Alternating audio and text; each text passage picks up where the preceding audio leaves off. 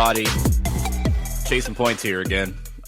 Yes, I spoke as if Chasing Points was a person. This is episode 156 of the Chasing Points podcast. Sam's here. Harrison's here. I'm here.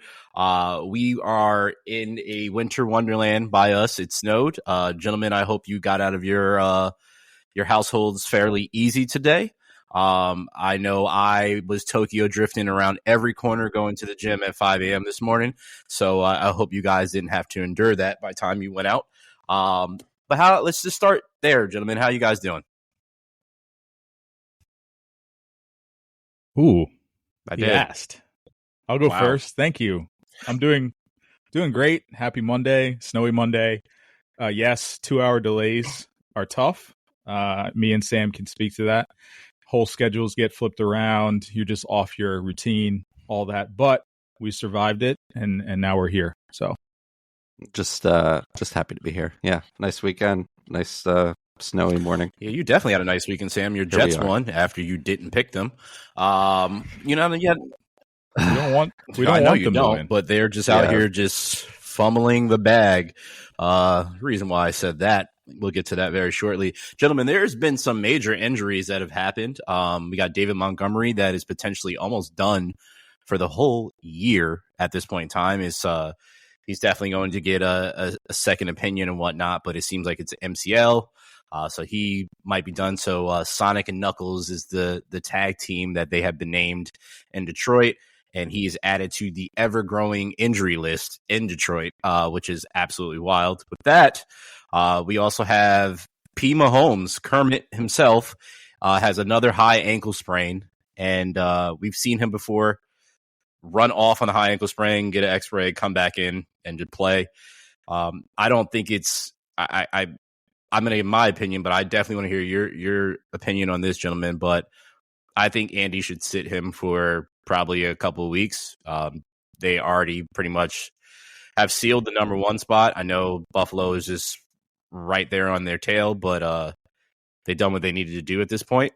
And I think they are going to have the experience with Carson Wentz. What is your thoughts with that? Well, I had them as one of my losers, and even though they won, because Mahomes got hurt and they have 2 games on weird, like there's talk about schedules being like out of whack. They play Saturday and then they play Wednesday on the Netflix, one of the Christmas games. So yeah, you do have a 2-game lead on best record in the AFC, but I think if you're the Chiefs, it's all about Patrick Mahomes and his health. You go as far as he takes you. So, having the first round bye, having, number 1 seed locked up is great, but I think you need to do what's best for your team. Hopefully make a long playoff run there. So that's why I had him as a loser. Just that's a lot to endure. I know Mahomes has done it before, as you mentioned, but yeah, I wouldn't feel too good about it, especially the way the Bills are playing and their schedule the rest of the way. So yeah, I'd sit him. I mean, if he's not healthy, high ankle sprains are annoying and they can tend to linger.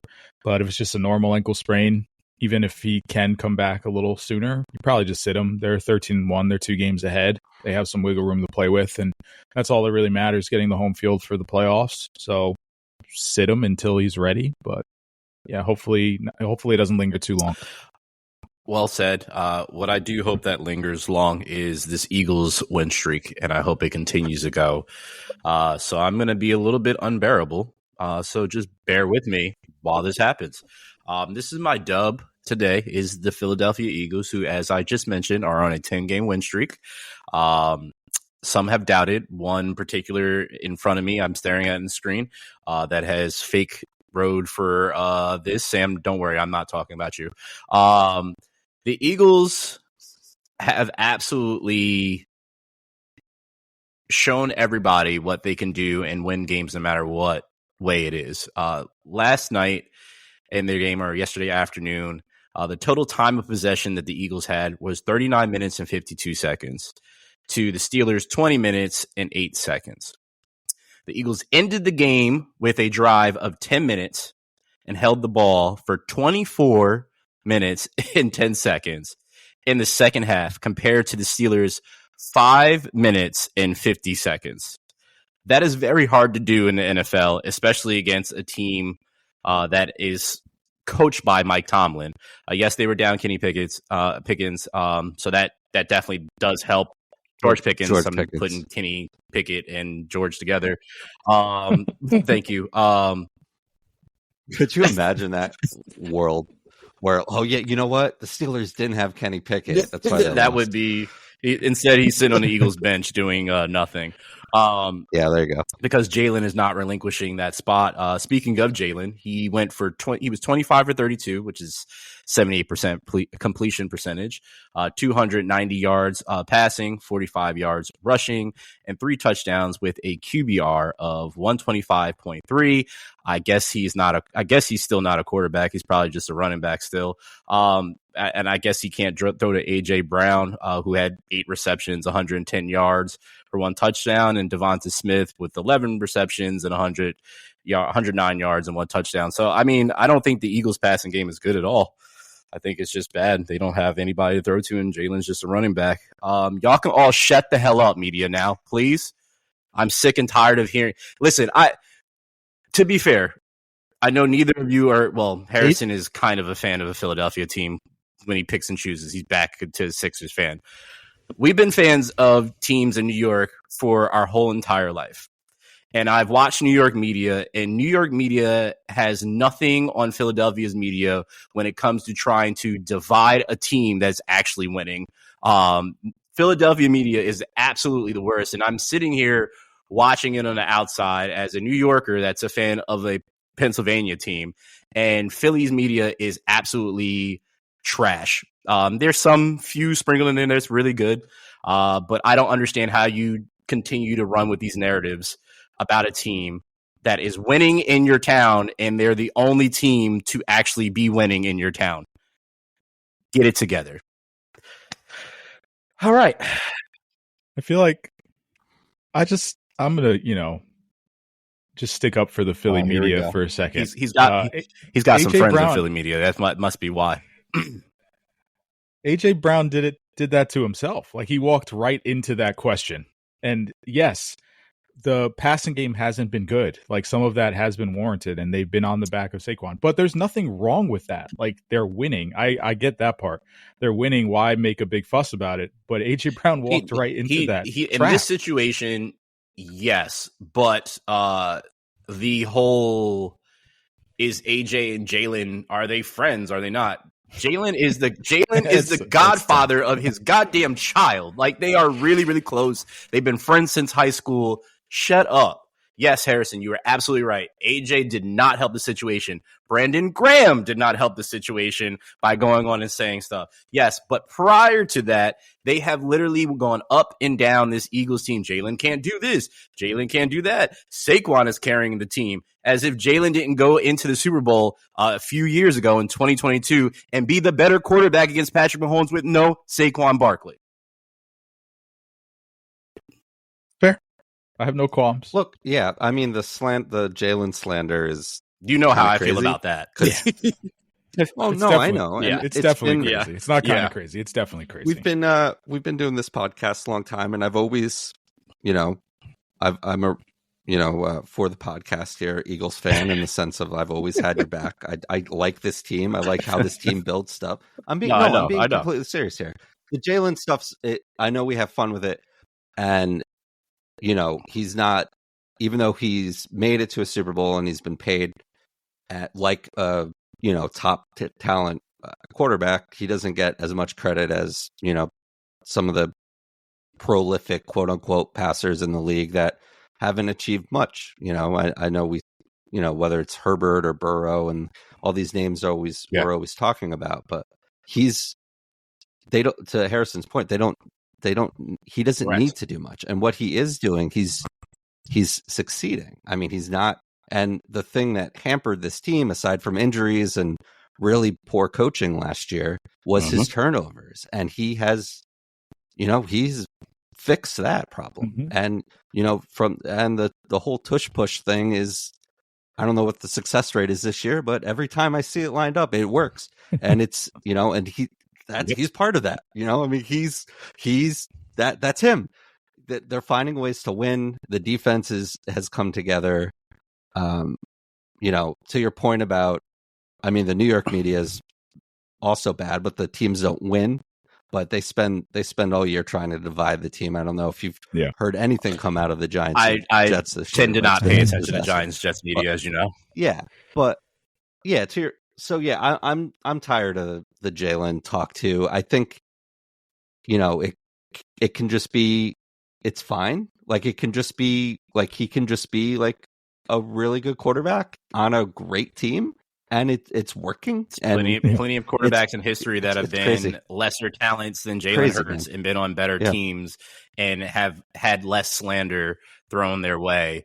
It's just it drives me up the wall, and I sit here and I watch because I pay attention to a lot of troll comments, and I know we all read comments and share and die laughing at things, but it's just very interesting to see the narratives that people take from media and then morph it into something else. This young man has won on every single level that he's ever been on. It's just amazing how he continues to take the high road. And then yesterday finally just came in and took the wheelbarrow and rolled it in and said, here, you think I don't have the kahunas to show you what I got? And that was it. So yeah, enough said. I see people get you some friends like this. They support you when they know things are real. Harrison, you have Devontae Adams and Garrett Wilson. Why?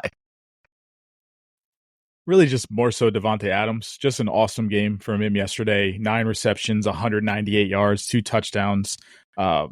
Rodgers was looking for him every pass play in the fourth quarter, and he came through. He made some incredible catches, some incredible plays after the catch. And, we haven't seen that in a while from him. He's been kind of toiling away on the Raiders, and then the Jets scooped him up, and he's looked fine, but not how he used to look, which is one of the best wide receivers in the league. So it was nice to see him kind of just go out there and perform that way. Unfortunate for the Jets because they can't even tank right, but yeah. It was just awesome to see like his talent on the field and how much of a difference maker he can be. And he still got it. So yeah, just wanted to give him my dub of the week. Respect. I didn't see anything that they did because I don't pay attention to the Jets or the Giants. So anytime. It was quite a train wreck of a game. You get 32-25. Jets crossed the 30-point mark for the first time this season. The fourth quarter was absolutely berserk. Ends with a Mac Jones duck to Sauce Gardner. But yeah, everything you would want from a terrible game. And yeah, I was locked in. I don't know why I watched that whole thing. Funny, you said I read your text as I was. So there's a place by us around where we live. It's called Locust Grove. It's where the Morse code was actually created. And I was there. Oh, I didn't know that. Yeah, I didn't know that. I didn't either. Yeah. Yep. See, there you go. That's where Morse code was created, and that golf course that's like diagonal that's no longer there. That's where the family that originally that owned that place, they used to go golfing over there with Eleanor Roosevelt. History lesson, whatever you guys learn on your time. Wow. The Morris family, was it the Morris? No. They were gone before that. It's the Young family. Just wealthy, long money. Anyway, shout out. Yeah. So while you were there and Harrison was telling me that, I was like, so I'm learning about Morse code, and the Jets are trying to break the code of of how to get out of getting the number 1 pick. Got it. Also, they were trying to break the code of Mac Jones that apparently was doing his thing against them. So that's all I knew. He was running around, had a nice little spin move, doing stupid stuff. 294 yards, 2 TDs, 2 picks. So the whole experience. The game was weird. It's just weird. Shout out to Brian Thomas on my bench. Still won though. Ooh, okay. Tough. It's okay. Well, Sam, do you have Lamar Jackson as your quarterback on your teams? I don't, and fortunately I was not playing against him as the playoffs start next week. But yeah, he had a hell of a game as the Ravens beat the brakes off the Giants. But Lamar said, I see you, Josh Allen, and this race, even though it's over. It's over. Yeah, but I'm, remember who I am kind of thing. He had 5 touchdowns. That's, he had 4 incompletions against the Giants. That's crazy. 290 in the air, 65 yards on the ground. Just this team's really good. we've been talking about it all year. This division that they're in is really good, and their last 3 games here, Pittsburgh, 2 division games, Pittsburgh, Houston, and Cleveland in there. So just want to shout out to Lamar. Josh Allen has had a hell of a run, and we'll get to him and give him his flowers in a second here too. But Lamar's just continued to play at MVP level, and the team's winning, and he almost had as many rushing yards as Derrick Henry. I'm going to give a little pushback here because it was against the New York Giants. Sure. And I know you said that they are a good team. They are a very spotty team because they've shown that they have the ability to stay in games and fight in games. And then they also show that they will choke, as they've continued to do for the last couple seasons that we've watched, in these big moments. Yeah. So I always will champion Lamar for going off. I would have loved to see this happen against a more formidable team because the Giants, as we know how bad they are, fans are flying planes over telling Mr. Mara to fire the whole staff and essentially start over and actually are wearing brown paper bags to the game. So, but Lamar, you're right, Sam. I mean, this is going to pat the stats a little bit, but I'll just dive right into Josh Allen because he literally, what he's done in the past 2 games have solidified him being the MVP. I know a couple weeks ago I said, Saquon, truthfully, the only way he can win is if he breaks the rushing record. Josh Allen put that to kaputs in the last 2 weeks. There's nobody that's going to catch him in this MVP race. And I also want to take the time here because, Sam, you know more than Harrison because you and I have been doing this from the beginning, but I've been extra critical of Josh Allen for years and saw what the hype could be, but essentially thought people riding on that bandwagon were just giving him a little too much credit. And then Stephon Diggs left. And then this is what we get. The last 2 weeks, he has a total of 10 touchdowns and scored 90 points in that time. 704 passing yards, 151 rushing yards. It was 5 passing touchdowns, 5 rushing touchdowns, and 0 turnovers in that span. This man has absolutely been on one. He is, I think statistically, what I read, he is the most efficient red zone quarterback in the history of the NFL at this point in time, which is wild to think about with all the quarterbacks that we know that have rushed and been able to do what they do. Josh is playing some remarkable football, and it seems like the only thing that he needed was Stephon Diggs to get the hell out of Buffalo because he's gone off. Being able to spread the ball to the likes of Mac Jones and Shakur and Amari didn't even get a catch yesterday, if I remember correctly. Amari. So Mac just Collins. think how he's spreading the ball around, how this rushing attack is going. Kudos to you, Josh. You're having a hell of a year, getting engaged. Going to probably be MVP and probably potentially make a long playoff run. Salute. I hope we can keep this same narrative when their defense gives up 40 points in the playoffs and they lose. There's that.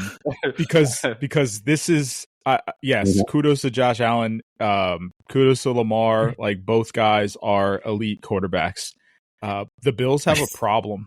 Like, they gave up 42 in the last 2 games, so 84 total points combined. They have New England twice and the Jets once on their remaining schedule, so we're not going to see anything, that could cause more caution. But when it does get into January and the games really matter, I am very concerned about what their defense is showing right now because it is really bad, and they really need to get that together in order to give Josh Allen, a chance to be great and show off what he's doing, which I've been a Josh Allen fan for a while. I really love what he brings to the table. But I could definitely see, the first take narrative changing real quick when they lose, a game 34-38 and he scored a whole bunch of times, but he didn't get it done. Yeah. Like, well, I mean, he can't play defense. He can only play offense. Yeah. It's the same thing we just said about the Ravens too. I mean, there's been a lot of these games. Detroit trailed by 17 in the fourth quarter and 13 in the final minute, and they lost by 6. Right? Was it 6? So, like, it's the same kind of conversation. I mean, but what was it? This game was incredible. There was like 1,100 total yards in this game. It was great, and you're not going to playoff games don't happen like this. But it certainly is a cause for concern. They can put up points against anyone, especially if they're going to be home. I know this was a road game, but if they're home, they have an added advantage there. But yeah, that it is a bit of a concern. But I don't think there is a team. I think they're right there. Them, the Eagles, absolutely. as a well-rounded team that can make a serious push here. But yeah, no, the defense is a big concern. Fun fact from yesterday's game for the Lions, because I don't think any of us have them, but first team to have a quarterback throw for 5 interceptions and win, and then the first team to have a quarterback throw for 5 touchdowns and lose in the same year. So that's the Dan Campbell experience. That's a wild one. Yeah, it's a wild one. I know for the longest, since we kind of just touched on them. Well, actually, I'll talk about it when we get to my top 5 of in the league right now. Harrison, you have fumbles. Why? I just love them. I was watching Red Zone yesterday. There were so many fumbles yesterday, and not the bad ones. So we'll talk about the bad ones later from Jonathan Taylor and we see you, Jonathan Taylor. But I'm talking like hat on ball, just hits, balls coming out. There's not a time where I'm watching TV and a fumble happens and I'm like not screaming fumble, balls on the floor. It's my favorite play personally, and there was just so many times yesterday, especially in the Eagles-Steelers game. Just walks up and walks away. I think there was a sequence of like 2 minutes when I think Hurts fumbled, and then the Steelers or the Eagles punt it, and then the Eagles make someone fumble, and then there's just fumbles all over the place. Cardinals had a crazy one. Dortch fumbles at the 1-yard line. It rolls in the back of the end zone, and their offensive lineman scoops it up for a touchdown. I'm just a big fan of fumbles, and I hope that other people are fans of fumbles as well, because I just love them. So, they get my dub. It was TJ punched the ball out of Jalen's hands. They recover it. The Eagles make them go 3 and out. They punt it. Cooper DeJean gets the ball. They put hat on helmet. He fumbles it. And then later on, Najee Harris just coughs it up and goes from there. It's fumbles are fun. Nothing like a good peanut punch. Yeah. Good peanut punch, just sneaking up on pow. Like, come on. That's what I would teach. I would tell all my defensive players in the offseason, take a boxing class and just learn how to punch. Just keep punching. Bang! Start. That's I didn't know sound. What was that? Bang. What was that sound? We gotta clip that. Hit it like that. To let you guys know, give you all a peek behind the curtain. Sam and I both saw this on our rundown, and I literally read it and I said, I think Harrison put this in the wrong place. I thought this is an L. This is an L. No. Like I was like, I'm not gonna say anything. I'm just gonna ask him. And in pre-production, he said he just started laughing, and I said I don't want to know. And now we all found out together. So you guys found out when we found out. Why? What a treat! I just like to zag, a little bit when everyone's zigging. You definitely zagged on this one. Sam, you have the Bucks, and we're just going to have a combination together, you and myself here. So why do you have the Bucks, Sam? I'm pretty sure I know why. Yeah, well, I was going to go Packers here, but so honorable mention, Packers going into Seattle and beating them down on Sunday night. But yeah, we're tag teaming here because the Bucks 40-17 over the Chargers. I didn't think he'd be able to do it, but it's a possibility. I think Mike Evans needs to average like 85 yards in the next 3 games to get his 11th year of 1,000 yards receiving.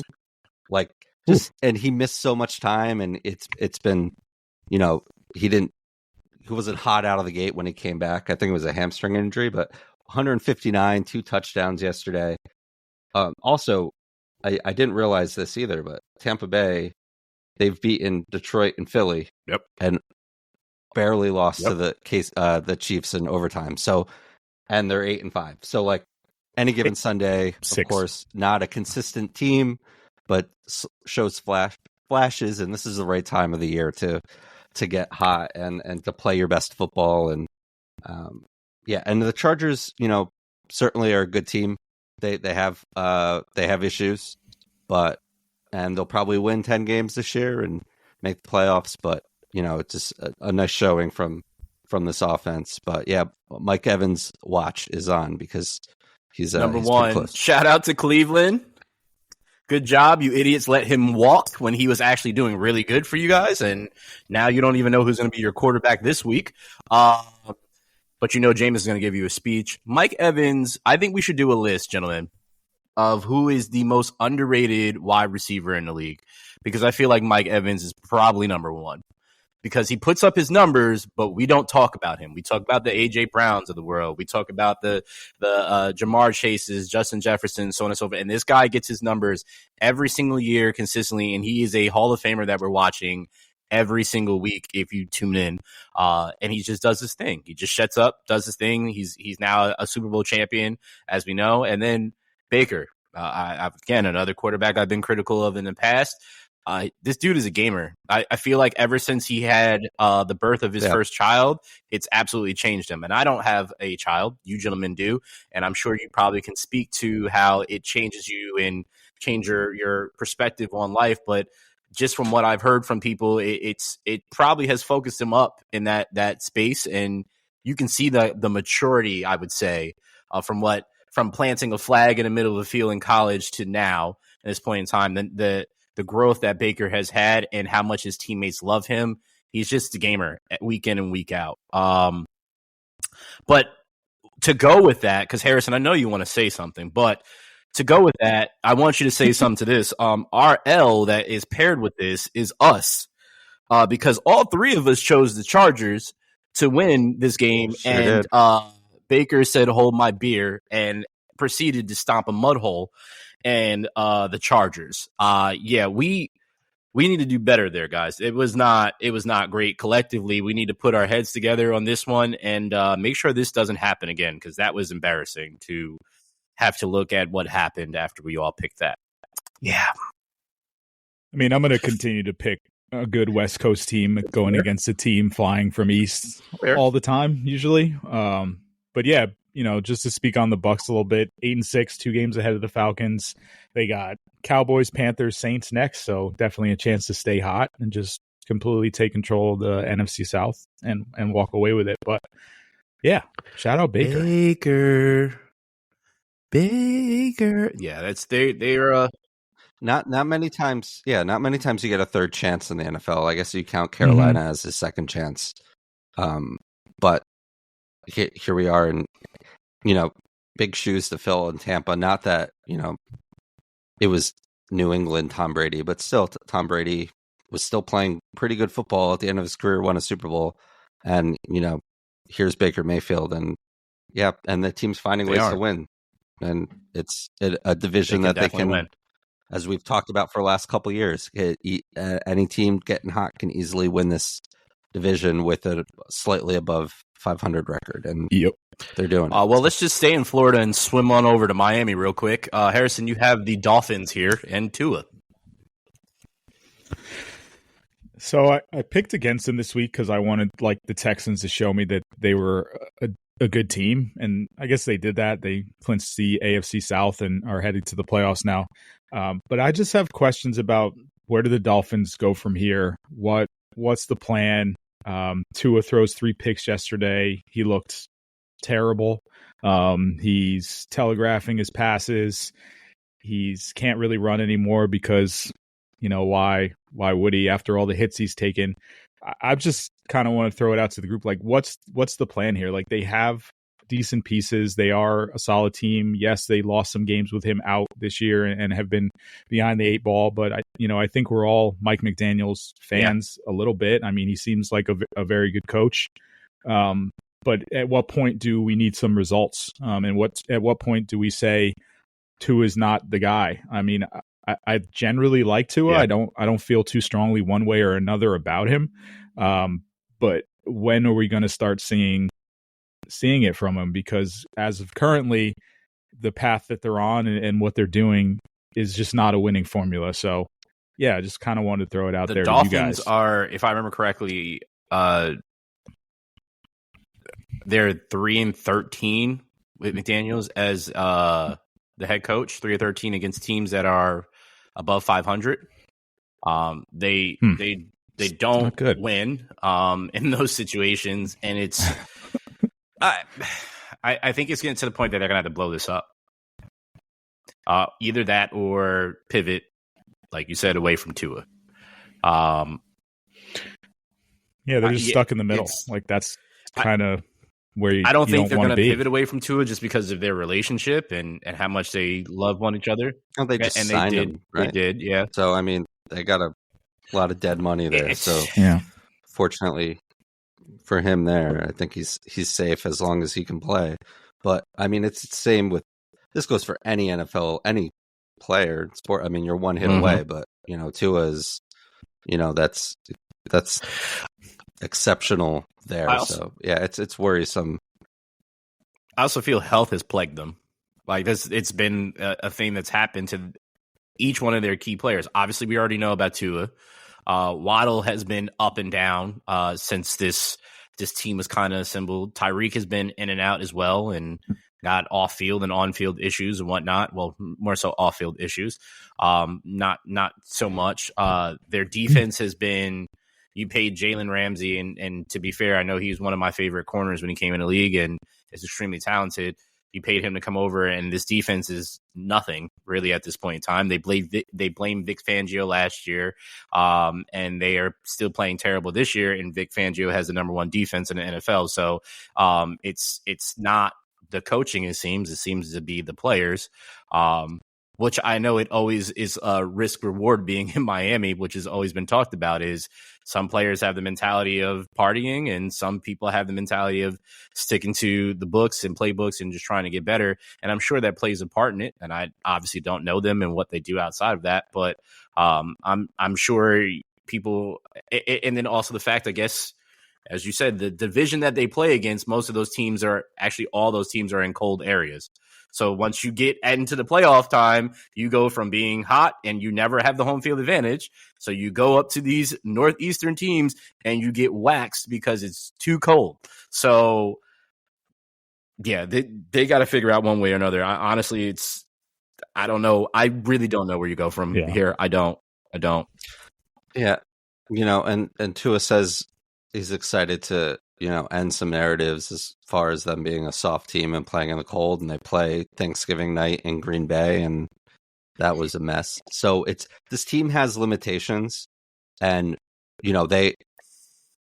is the soft thing like accurate or overrated? I don't know. They're fast, they're small, yeah, and when it gets cold, they don't show up. It's just in the stats here. So I think the team is what it is, and even though they're, certainly have a really talented offense and individually a lot of talented players, it just hasn't worked in a time where the Patriots are bad, the Jets are bad, and now it's, we're seeing the Bills, take advantage of that, and the Dolphins are kind of, in the middle there. Yeah, poor dad.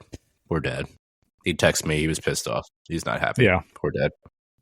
They just confuse me, and I don't know where they go from here. We've seen it, and it's like I give teams grace. Like I try to. Like we've seen this for 3-4 years now. It's like kind of just the same story over and over again, and how they're built. And at what point do we just like pull the plug and try something different?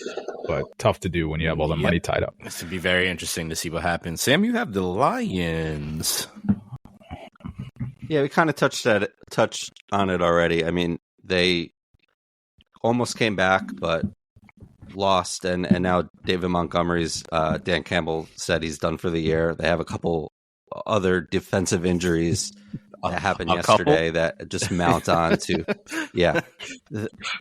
just add on to their defense has just been beaten up, and now in the NFC the Eagles have the same record, right? They're 12-2. Yep. So it's going the wrong direction. It's not going the right way, even though, again, been playing some tough teams and all of that, but you play who's on your schedule. And even though they've, their offense has been playing well, they've been giving up a lot of points, and that same unit that's giving up a lot of points is getting hurt. So wrong division to do it in as well, because, Vikings play tonight as we're recording, but, they've been playing great. Packers have been playing great as well. So, tough spot to be in, but you just got to play who's on your schedule and suit up with the guys in the locker room. And, they haven't made excuses for that. They're not going to either. It's just unfortunate. Not with a coach like Dan Campbell. I'm not saying I know you're not. I'm just saying they're not going to. It's just, that's not who they are. They're just going to continue to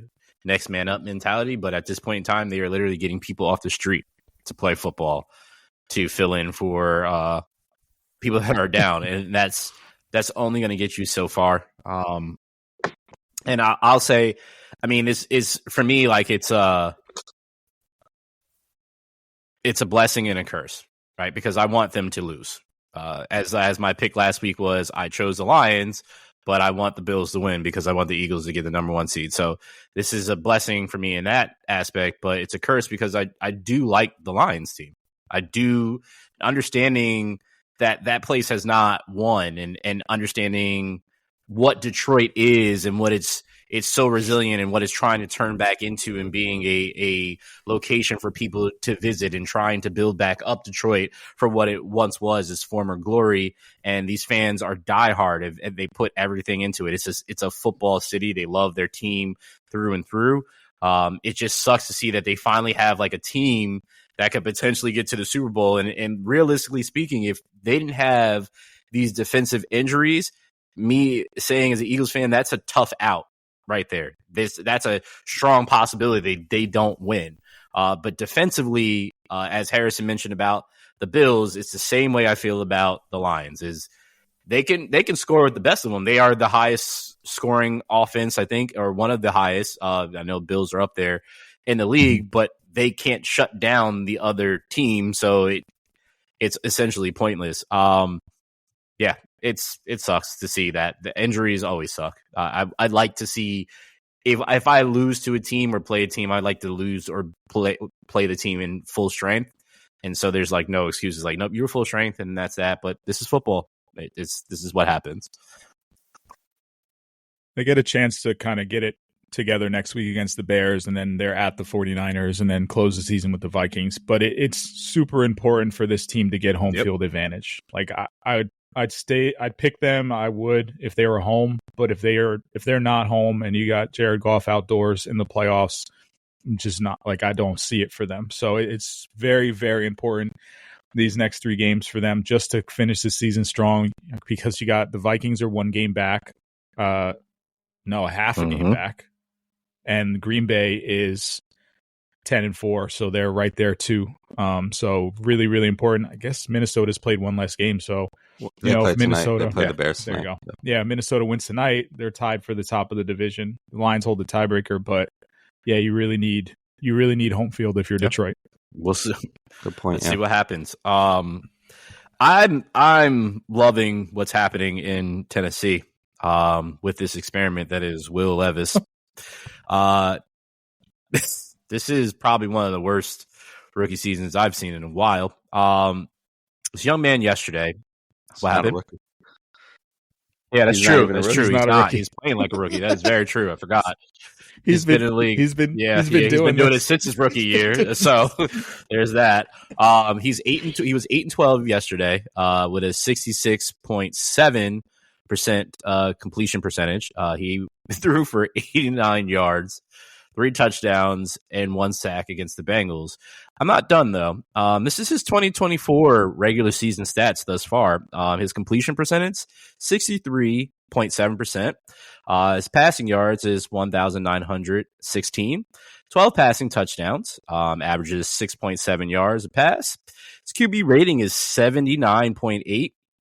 In these 11 games so far, he has 12 interceptions and 40 sacks. A lot. Good emphasis. Thank there. you.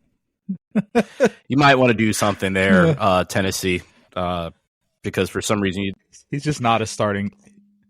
He's not a starting NFL. Yeah, well, they threw Malik out. They threw Malik out, didn't give Malik a true chance, and said, "You know what? We're gonna get Will." And they had Will play a couple of games. Malik's not a starting. That's fine. Neither of them are starting NFL quarterbacks. He may get a second and third chance somewhere, but it won't be for the Titans. And he's not good. Kept the Packers in the hunt for the playoffs while their thing was at. So the Packers are a very good overall team. Malik's not a good quarterback. I'm sorry. Fine. I know. If you like Malik, that's fine. He's just not. He's better than Will, and that was the old he's regime better than there Will. too. He's better than So Will. Brian Callahan is the new coach there, and Vrabel drafted Will Levis, and Vrabel's not there. It sure isn't. So No. I think I said, was it last week? I was like, is there a coach that hates his quarterback more than Will Levis? And I guess that's true because he got benched, and Mason Rudolph came in, who I think is probably just a better fit for this team and what they want to do. But that said, it's still Mason Rudolph. They look for a quarterback. Yeah, there's a lot of trouble. 100%. Just asking. Yeah. This was one. Will Levis is one of those. He has the measurables guy. Like he's 6'4", 230. He has a rocket arm, but he just doesn't process the game. How an NFL quarterback should. And he didn't in college either. So I don't understand this. Like he was on Penn State, didn't play, and he played okay at Kentucky in the SEC. Fine, great, all good. But this was just a measurables draft pick, and you go for the intangibles and try to hit a home run. And this wasn't even a single. We bunted it back. No, to the catcher. not even that. They bunted it with good. 2 strikes, and it went foul. It was out. That was it. It was out. Harrison, you have Jonathan Taylor in the Colts, which I did not watch this game. So what happened? Just here we go again. Broke like a 8. It was a long run. Okay, big run. Again, we're just not going to carry the ball into the end zone. We're just going to drop it right before we get to the end zone. We did this earlier this year. We keep doing this over and over again. I will continue to harp on it until someone stops doing this. Please just carry the ball into the end zone. Stop it. They don't even have to I'm carry begging it. you. They just have to reach it over. Just reach it over and then do whatever you want to do. Just it's unbelievable that this keeps happening. It's truly, truly unbelievable. I don't understand it.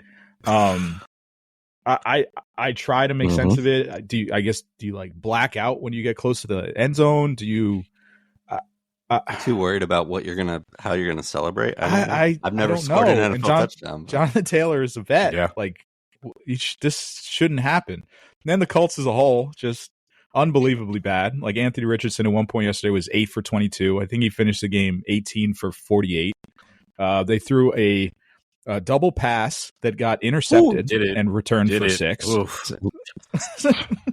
So there's pick sixes, and then there's pick six. That was just bad. Just while we had a lot of good quarterback play yesterday from the heavy hitters and all the good names, we got some really bad quarterback play too, and just really some of the teams that are just really bad they continue to just be really bad and just shock me in unimaginable ways. And that's what the Colts are doing. So just shame. Speaking of shame, Shane is probably going to lose his job soon if they don't turn this ship around. I think he's okay. I think he's fine. I don't think it's him. I think they have a lot of holes that they haven't filled for quite some time, and I think they need to do the right thing there. Sam, you have the Chiefs here. Kind of touched on it already at the top. X-rays on Pat Mahomes' ankle were negative, but they have 2 games in 10 days and a weird schedule because they played Sunday and now they're going to play Saturday and then they're playing on a Wednesday. And it's just a lot going on. So, again, we already talked about it. I wouldn't worry about the number 1 seed, as important as that can be. You need Patrick Mahomes healthy and this team healthy. And, Carson Wentz is Carson Wentz, but there are worse backups in the NFL, I assume. And I imagine. We've seen them. Yes. And Carson Wentz in a Chiefs offense, is, they'll be okay. I think it'll be okay. But who knows? But yeah, so big L for the Chiefs, even though they won. I'm wondering if Andy Reid is going to let Carson Wentz play Carson Wentz football, because that is an experience that we all need to get to watch again. It's going to be fun. I'll wear my Carson Wentz jersey on Sunday, on Christmas, just for that. Was Andy Reid there when Wentz was there? What do they have? Okay, no. Okay. Just wondering. That was all Dougie P. Wondering the crossover. Dougie P. Wentz was an MVP candidate for like. And then he tore his ACL in LA, and then it all went downhill from there. December, that was it. You know that all too well. But shout out to him. I mean, as much as Eagles fans are torn or mixed emotions on Carson Wentz, if it wasn't for how he played prior to that injury, the Eagles don't get to the Super Bowl. So shout out to him. I can never be completely mad at him, even though he was a diva in the locker room and most of his teammates hated him, including Darren Sproles to be the number one. Power rankings that we have here, things have changed. At 5, who was previously 4, was the Steelers. That's because they just lost to the Eagles. I also think they are a little wounded right now and trying to figure things out. I'm also putting them there because of the news of TJ Watt and watching what happened with the non-contact injury after going around Lane Johnson. You could see the concern on Lane Johnson's face. He knew something was wrong right away. I hope he's all right. Mike Tomlin came out earlier today and said that he was walking around the facility, so it sounds like he's okay and potentially good to go, but I'll wait for the official report to see what happens, because if he can't play, that defense is completely different. I don't care what anybody says. Steelers say it's just a rolled ankle. That's perfect. So still at 5. The Chiefs no, that's fine. Yeah. The Chiefs are at 4. They were 5, but I've dropped the Steelers below them. Obviously, we've spoken about Patrick Mahomes not playing. I don't think that's going to alter anything for them, unless somehow, some way, the Bills is going to tear and they just decide to lose. But Bills own the tiebreaker against the Chiefs right now, don't they? If they end up matching because they beat them earlier in the season. No, Chiefs are 2 games ahead of them. They're 13-1. Bills are 11-3. Yeah, if it was what I'm to saying. Yes. Okay, if it were to get to that. That's the only reason. Which it could. The Chiefs have Texans, Steelers, at Steelers, and at Broncos last 3, so they could go on a bit of a slide. That's the only thing that I'm concerned with, and depending on how long. I don't think Patrick, again, as I mentioned, he has had a high ankle sprain before. I think if he feels he's going to try to go, Andy might sit him at least a game. But if they lose the game, he's definitely going to come back in and be like, I don't care, I'm going to play. But I know they want to get to the chance of having a three-peat, which would be very, very interesting because they've also been shaky all year. 3, the Lions, which were previously 1. And they dropped down this far is, as we've mentioned several times in this podcast already, is the injuries. The injuries on defense scare the hell out of me for them. And if they can't stop anybody, they can score the best of them and outscore you. And that's the only way that they're going to win right now, is outscoring you, because their defense is extremely depleted. Obviously, we've seen the duels that they've had in recent memory and are able to put numbers up pretty quickly. But that defense in a long haul of it, I think that's going to be the thing that does them in at the end. They will be doomed with that. At 2 is the Bills. The Bills just beat the Lions, and the Bills, as Harrison also mentioned, have that spotty defense, but they have the best quarterback in the league, arguably right now. At least this year, he's the best quarterback in the league. They have one of the best offenses, one of the best offensive coordinators, which will be the number 1 coaching prospect, head coach process next year in Joe Brady. So it'll be very interesting to see what happens there. It's just their defense, which is why I have the Eagles at 1. I know you're going to say I'm a homer. Some of you listening, hear me out.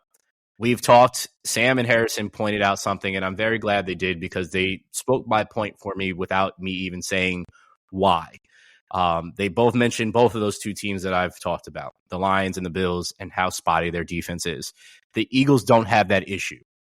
They're the number 1 defense in the league for a reason, and they have continuously held teams under 20 points or up to 20 points. That's it. Teams aren't scoring on them, and they've played against some of the best teams in the league. Offensively, they can work on a few things, but they also have a running attack that absolutely can demolish your team, but they've shown that they can beat you in a multitude of ways. Just lessen the chatter is the only thing from there. But outside of that, I think currently right now, and seems everybody is jumping on the bandwagon, which I wish everybody would jump off, but Eagles at 1. Thoughts, gentlemen? Fly, Eagles, Get fly. The fuck out of here. I'm good with it. Here. No. If someone gives you shit for putting a team that's won 10 straight in as number 1 in your power rankings, I'll fight them for you. They're just good. They're really good, and they keep winning. And you can't say that for all these teams on the top 5. So. See, for all the crap you give him, Hayes. I know. Look at me. Sam, don't you do this. Sam, I will put you in the same bracket as him. Don't you do this to yourself. You're safe right now. You're going to put yourself right in the line of fire. Look at I'm just saying, that's a... He's no. Wait, there's a thing about Harrison, okay? Here's the thing about Harrison. Look at us. No, not us. There's no us here. You only have one Philadelphia team that you like, and it's the Sixers, which you jumped off the bandwagon until they started winning again. Harrison does this thing. I love the Eagles. Does this thing that he will say these things to get you going, and then once it's just smooth sailing, he's back, and then he's going to give you all the support in the world. But there's one thing that he is consistent about. He's not going to fabricate what he really sees. I will give him that. If he sees what is really happening and teams are really doing what they're doing, he's not going to fabricate it. He might do it just to mess with you, but truthfully, he's going to give you the truth about it. So I will give him his props there. That's it. You don't get any more props, Harrison. Are you doing? Speaking of Philly, can I add this Philly note before it has nothing to do? It's about Joel Embiid. I saw this thing. Joel Embiid's played 2 less games this year than Ricky Pearsall, who got shot in the chest. Come on, man. Yeah, I've seen that. I saw that. I've seen that. Ricky Pearsall's played 8 games this year. Look, man, bullets and knees. Oof. Oh God, Harrison, rough sledding for your 76ers, Harrison. I'm just saying. That depends if he's a 76ers fan. He might be a Bucks fan right now, and he might be a Thunder fan right now as they go into the Cup.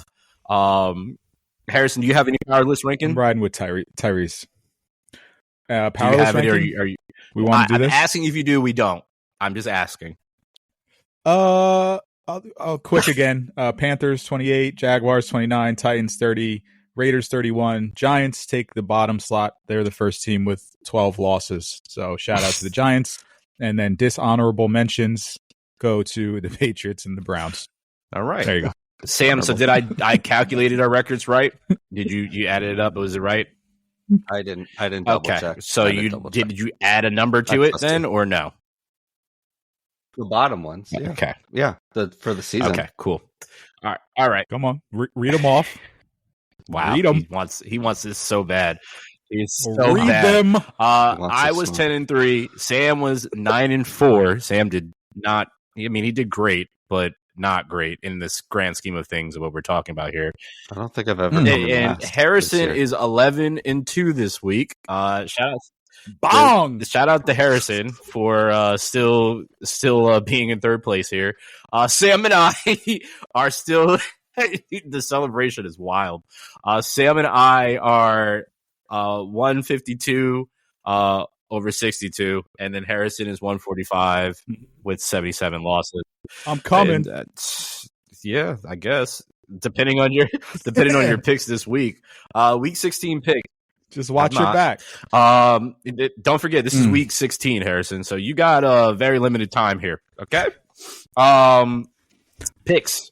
Thursday Night Football, Broncos at Chargers. We all have Broncos. Texans at Chiefs. I have Chiefs if Mahomes is playing. Sam and Harrison both have Texans. I guess you guys just literally went with that and said we don't care. We're just going that route. Steelers at He's not playing. Yeah, he's not going to play. You know my pick then. So you already know that. Sam, just be prepared for that. Steelers at Ravens. I have Ravens. Sam has Ravens. Harrison has the Steelers. You have the Steelers even with Pickens being out. No one better than Mike Tomlin after a loss. Wow, that is. I love Harrison's thought process. The things like if they travel to the West Coast, I'm always going to take the West Coast team. Nobody's better than Tomlin after a loss. Yeah, that's like the thing. It's Harrison-isms. No one's better than Tomlin after a loss. I like Harrison-isms sometimes. Bills at. I've learned to never doubt Mike Tomlin again. That's I'm fair. not doubting. That's fair. I doubted him this past week though. Patriots at Bills. We all have Bills. Giants at Falcons. All have Falcons. Lions at Bears. Lions. Cardinals at Panthers. Redbirds, we are back, somebody said. You can take a very easy stab at who said that. They are actually very in contention, and that's because of that Geno injury, which is I'm curious what's going to happen there. Yeah, that's a problem. Look at the Rams, top of the West. Yeah, Rams Crazy. Are out there. NFC West is Rams nuts. are out there. Very fun, and they're playing the Jets, and we all have them against the Jets because Sam said he's never choosing the Jets again. Eagles at Commanders. Go Birds. Harrison has now done this again, and you're choosing the Commanders. Why?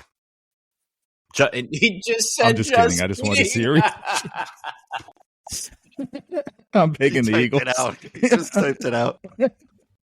I just want to see your reaction. God. All Eagles. I hate you. Browns at Bengals. We all have Bengals. Titans at Colts. Why do we even have to worry about this game or watch it? We all have Colts. Vikings at Seahawks. Now that Geno's definitely not there. Vikings. Jaguars at Raiders. Do we have to watch this game? Somebody put in parentheses, and it's the do we have to? It's game true. It is the do we have to. Yeah, I think this is the winner. I had put that for the Titans and Colts, and then I scrolled down further and I saw this matchup. This one is the do we have to game of the week. Yeah, that's two. This is one. I agree. Yeah. Sam and Harrison both have the Jags, and I said we all lose, and we have the Jags. So that's we really all lose. So sorry, everybody. Niners at Dolphins. I have the Dolphins. Sam and Harrison have the Niners. I don't know why. I just don't. I know the Niners are still technically a good team, but I feel they can lose on any given Sunday at this point in time, and I feel like the Dolphins can win on any given Sunday. It's just really, really weird. So it's just a shot in the dark. I don't really care either way. Yeah, I flipped on this. I'm not sold either. And Niners going across the country playing in Miami, but I just think they're a better team, even though there's been so much around this Niners team all year. Playing Miami's. Yeah, I think both these teams are they're so similar and in the kind of same spot where it's like, you should be good, you're not good. So yeah, a little toss. Very weird. Bucks at Cowboys. Bucks. Let's go Bucks. Saints at Packers. Go Pack. Go. Gentlemen. Probably. How can I say this? I think this is the best athlete that we've ever seen in college football ever for what he has done at this point in time. And hear me out, because I know his coach is Deion Sanders, and I know there's also a guy named Bo Jackson, and I know there's been a lot of other talent, but I'm saying just off the strength that this young man won the Heisman, and this is Travis Hunter, who I'm talking about, if those don't know, the two-way star from Colorado. He won the Heisman on Saturday. This young man plays a multitude of snaps on defense and offense, pretty much all on both sides, doesn't sit. And why I feel, and he's really good at either, and I feel in the draft, where he's going to be most likely the number one pick, he can be the number one pick either as a corner or a wide receiver. That's why I say that he's probably the best athlete that we've seen because of what he has done in that. I know Deion has played baseball and football and Bo baseball and football and whatnot. I'm just talking about in college football itself, not outside of that, what he's doing on both sides, because neither of them played on both sides. They played on one side solely, and he played the whole game. Hunter received 552 first place votes. And what is his point? So that's how does the total points work with this? The first place, second place, third place votes all have different values. Okay. Yeah. I never knew that. That's overall points is what dictates the winner. Got you. Okay. So he had 2,231 points. Boise State's Mr. Jetney, received 309 first place votes and 2,017 total points. Closest race since 2009, which was Ingram over Stanford's Toby Gerhart. Wow, I haven't heard that name in forever. By 28 points. Yeah, the fifth non-quarterback since 2000 to win. The Slim Reaper being there in 2022. That is Devonta Smith, Derrick Henry, 2015, Mark Ingram, 2009. There's a theme, Alabama, and Reggie Bush, 05. Reggie, Harrison up here. Shout out to him.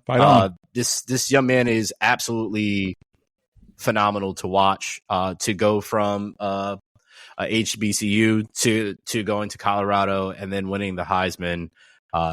It was clear that he was going to win it before his time was done in college. If he would have left last year, it would have been different. But once he stayed, I felt that he was absolutely going to win. I know that we know one particular person that has championed this young man forever, and that is Dame. And he is the one that introduced myself and I know Harrison to Travis because I did not know anything about him before. This man he's captivated college football. And I'm just very curious to see what he's going to do at the next level. What are your thoughts, gentlemen, on Travis Hunter? I would go top athlete of all time. To me, it still would be Charles Woodson. I mean, he was the first two-way player to do it, and had stats were a little bit better. I love Travis Hunter. I think he is a tremendous Heisman pick. I might have went with Genty. But I was fine with both choices. And yeah, it was a little bit of a controversial pick, but he's very deserving to do it on both sides of the ball. He didn't have the best stats as a corner and he didn't have the best stats as a wide receiver. But if you put together kind of the accumulation of both of those things, he was definitely a tremendous college football player and awesome. I don't think he'll be able to do both sides of the ball at the next level. But I'm interested to see if some team tries it.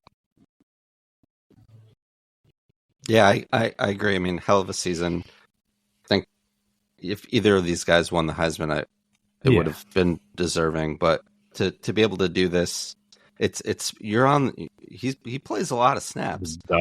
He's on the field a lot. I mean, it's worth the shot. And if it'd be a disservice to him and to your franchise if you have a top 5 pick in the draft and you don't, at least try this experiment, see what he can do. And I haven't really dove into the draft stuff, and I don't know what the scouts and what people are saying, like what's he better at the next level. I'm just excited to see it. It's worth the shot. And again, be a disservice if you draft this young man and you don't at least try it, because it's, there's a reason no one's done it since Charles Woodson, right? So yeah, and Charles Woodson won that against Peyton Manning and Randy Moss at that point in time. Also Ryan Leaf, who was, doing his thing. But shout out to Ryan Leaf wherever you are. Let's go to let's stay in college football. Bill Belichick is a UNC Tar Heel.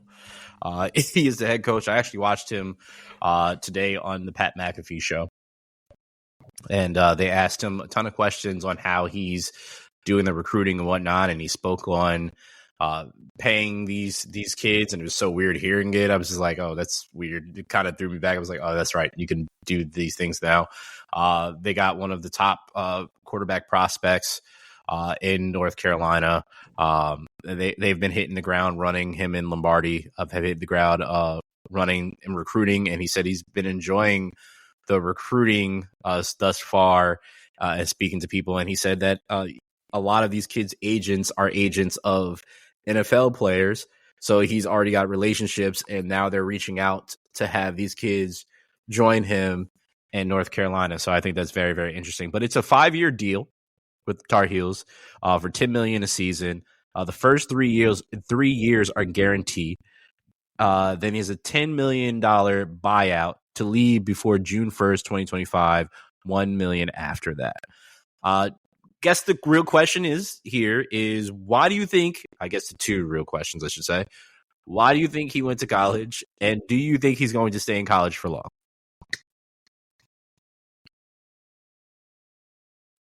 It could surprise. Yeah, I do, actually. I think I'll be surprised by it. Or maybe not, because I'm calling it now. But I think he's going to enjoy it. I do. I mean, he's a I don't know. It's always been tough to get a read on Bill Belichick, and he's done a lot of good work on TV, kind of showing people his personality side and, how kind of sarcastically funny he is and all that type of stuff. But at the end of the day, I think the dude really just loves football, and he just wants to coach football. And to do it at this level, where kind of the money is more on the table and in front of everything, is like perfect timing for what it is. I mean, he is 72 years old, so I mean, there's not much left to do. I mean, yeah, keep going, but no, I think this will be really cool. I think they'll be successful. The ACC is up for grabs most of the time. I mean, it's not, Clemson has obviously been the runaway favorite for many years, and Florida State has a year or two. But you can build a really good program at UNC. They have a lot of money, a huge endowment, beautiful campus. Yeah, I would love to retire to North Carolina. So I'm excited to see what he does. I think he's putting the right pieces in place. Having Mike Lombardi as the GM of football is really cool too. And the way they're attacking this and going about it, I'm all for it. I think it's going to be really cool. Yeah. What does North Carolina have to lose here? I mean, nothing. It's a gamble, and you hear a lot of things like, he's kind of been blackballed from the NFL. I don't think that's true, but he certainly has burned enough bridges, and that's, we don't need to get into all of that, but it's worth a shot. What's the worst going to happen? You're going to win just a handful of games. It's how, North Carolina football is not on the radar. So no, it's a win for the university. And I think it's interesting that it's, he's hanging it up, at least for now, in the NFL and chasing Shula's record and all of this. But, he's, again, take it easy in North Carolina, or something different in North Carolina. Not UNC, taking it easy. I know college coaches it's a grind. I get that. But UNC hasn't been bad either. Like, they're not a basement program. Like, Mac Brown has done a tremendous job having them they're not at the top, but they're like right there. And they've had two very good quarterbacks that have gotten drafted, the last couple of years, in Drake May and what's his name on the Commanders? Yeah, Howell. So there is some prestige and a pedigree there. So it'll be really interesting. I loved his rollout. The day before, he basically says, "I've accepted to become the UNC coach. These are my stipulations," and they had never offered him. He just said, "I'm here." They're like, "All right, I guess you are." Sounds good. Let's get through the paperwork. But very Bill Belichick. So is he not doing the Manning cast now? You said he was on McAfee. Is he not? I'm sure he'll probably do it. That's a disservice. I don't know. I don't know. I don't know if he has that in his contract still, because he seems like he's a all-in type of guy. So if he's focused on one thing, like, he just is balls to the wall for that. I do love that one of the things that he did at the press conference was beat Duke. Love that. Right, Harrison? So yeah, I don't know. I think it's very. I'm trying to look at it and say, like, maybe this is his way of. He's a very methodical person, so maybe this is his way of saying, do I still really want to coach the way that I coach? Because this is a completely different beast. The NFL, you have an X amount of money compared to college football. You're also dealing with young men that are in your building for potentially only a year and then gone, where you have people under contract. And yes, you do get 1-year deals in the NFL. We know this, but what are you saying? 3 years for? Can't leave. Well, no, I'm talking about transferring. Yeah, that's what I'm talking about. Whatever the hell you want. That's what I'm saying. You get into the transfer portal. I'm not talking about leaving and going to the league, but I'm talking about transfer portal and having people just be here and then going somewhere else the next season and be like, I'm done here, right? They can end up not liking you, and then, hey, no, word on the street is don't go play with Bill, like, because he's this way. The off season is different. with how they train with pads in college football compared to the NFL and in the spring and so on and so forth. So there's a lot of like nuances that he has to adjust to and to see how it's going to be. But I feel like this is a gauge for him to see if he really gets the love for it. I also feel that he just wants to, because he's close to the record and everybody has said that he wants to get that record in the NFL. I feel like just his relationship with Coach Saban, he kind of wanted to get his feet wet and say, you know, I did this too, and then go back. Again, that 3 years, I think that's very key. Those 3 years right there. You can stay there for a little bit. People are going to start me like, hey, Bill, we see what you're doing over there. You're building these guys up. Then he's going to have the intel on these young guys because he's going to be able to scout them all in a different way and look at all these young guys and see them in a firsthand experience where he was focused on the Patriots. And now he goes back to the NFL and be like, okay, I know who to go because he's been terrible at recruiting in the NFL. This might help in that perspective. I'm just out here spitballing here, so this may all not be true whatsoever. I'm just trying to dig a little deep here, but it's a possibility. I just shout out to him for not waiting and saying, hey, listen, I know my value. I know I can go somewhere and somebody's going to give it. You don't want to give me a job in the NFL, which is crazy to think about that one of the greatest coaches ever, people weren't calling him. Now he can go and build his resume this way and eventually still get back into the league anyway. So do you, Bill? That's the only thing I can say. Just do you, Bill. We'll see what happens in that. I still just think it's very, very weird, but whatever. NBA Cup Final.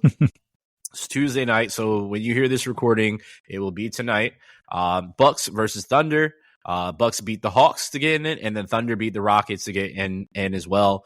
I have the Thunder winning this. I have the Thunder Me too. winning this. I don't. The Thunder are such a wagon. I mean, as soon as I saw SGA wearing a sports bra, I knew the Thunder were winning this, no matter what. No matter what. Was that the tip? Yeah.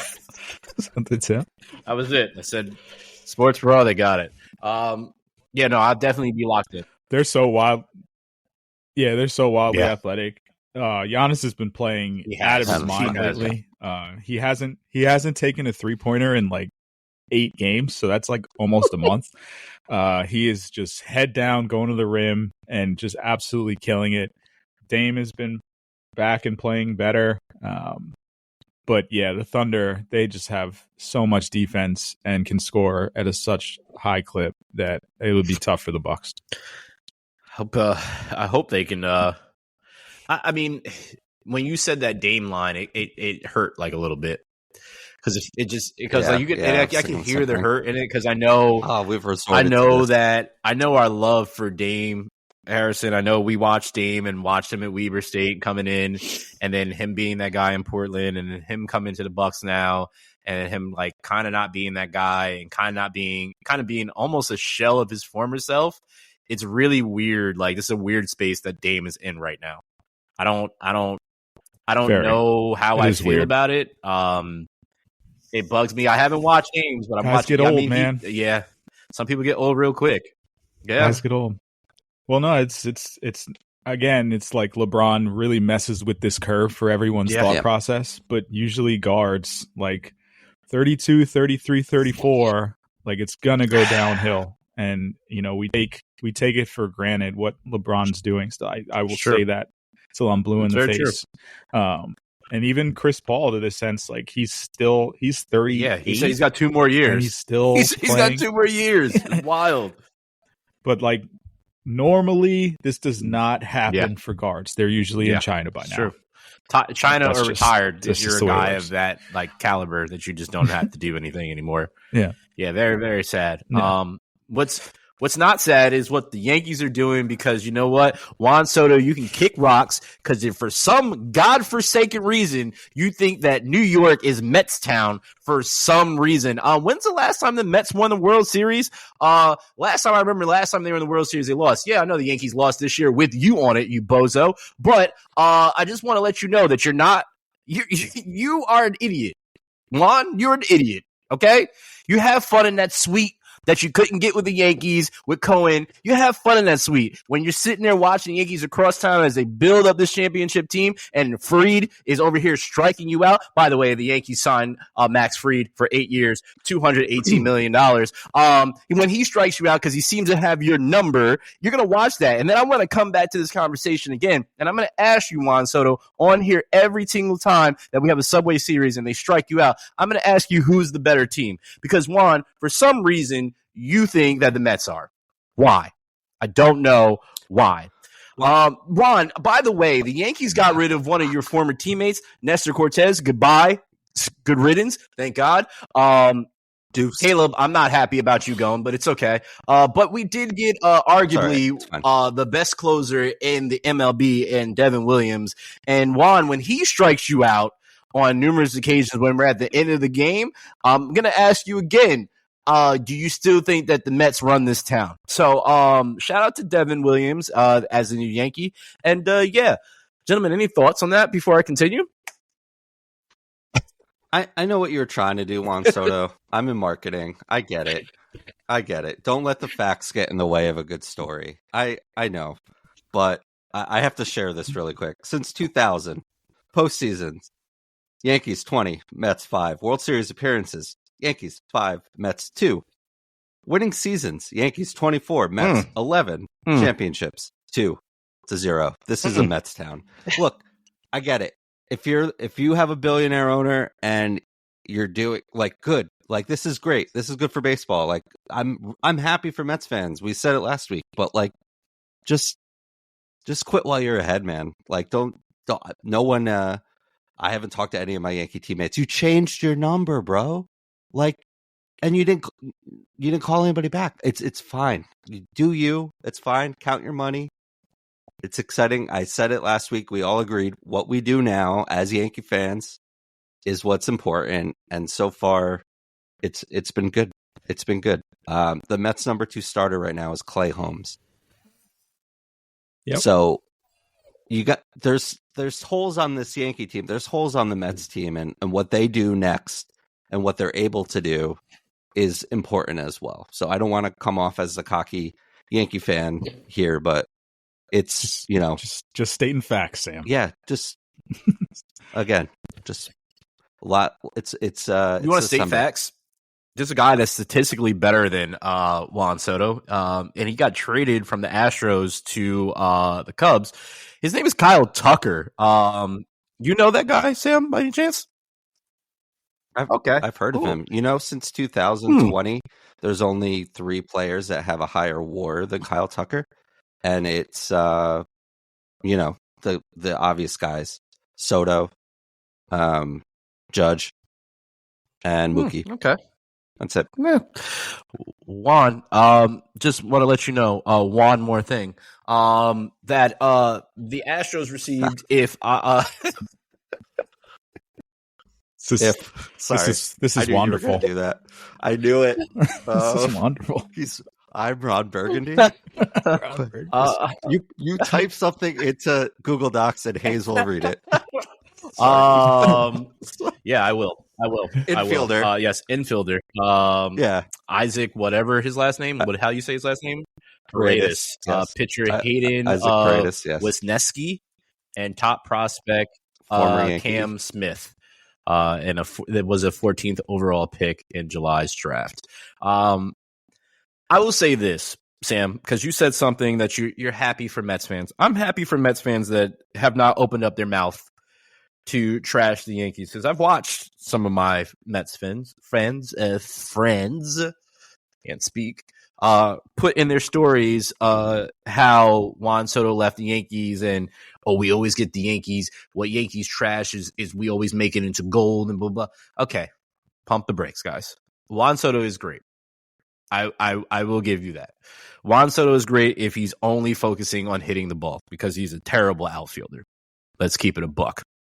But you do have Lindor, who I absolutely love, Lindor.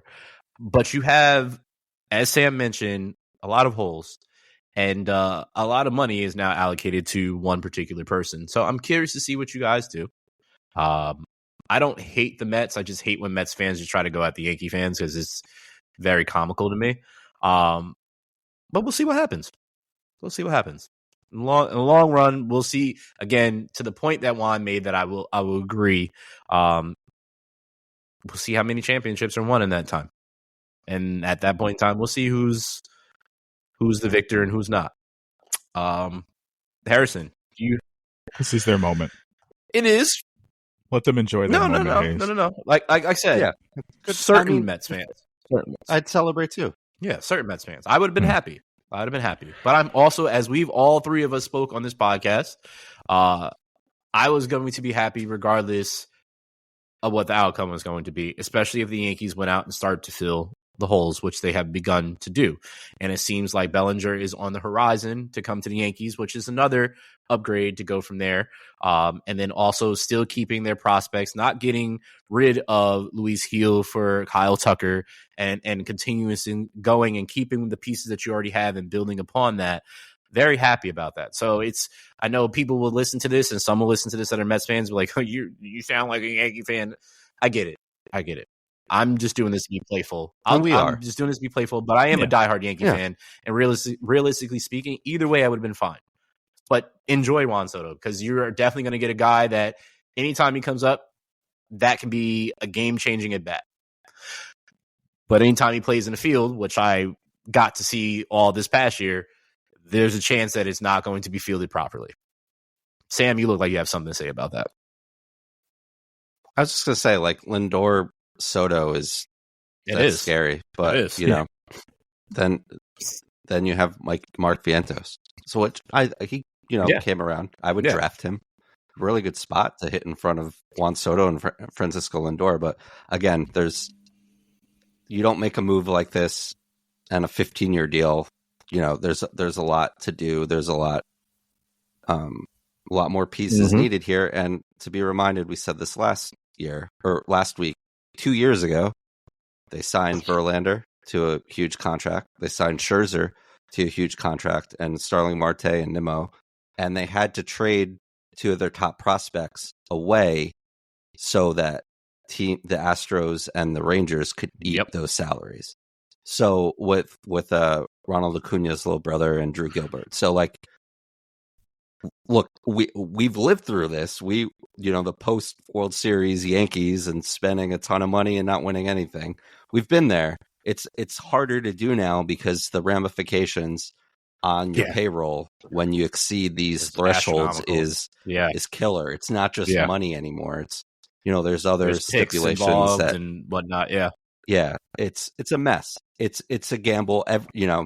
But it's good for baseball. The players have to love it. They're all going to get paid. Kyle Tucker's got to love it. He's going to be a free agent at the end of the year. But it's a long way to go here. Just enjoy that he's on the team. He's a hell of a baseball player, and it's he's a lot of fun to watch and hopefully be a lot of fun to beat. So it's fair. Well, Sam, can you close this out, sir? That's it. I'm done. All right. This has been the Chasing Points. 156 in the books. There it is. For Brandon and Harrison, I'm Sam. Thanks so much for listening. And until next week, peace. Bundle up. It's cold.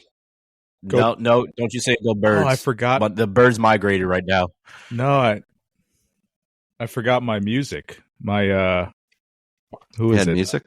Ice I'm Baby. So glad you forgot it. Yeah, those red birds would die in this weather, but there's only one bird, and it's America's bird, and it's the eagle. Bye.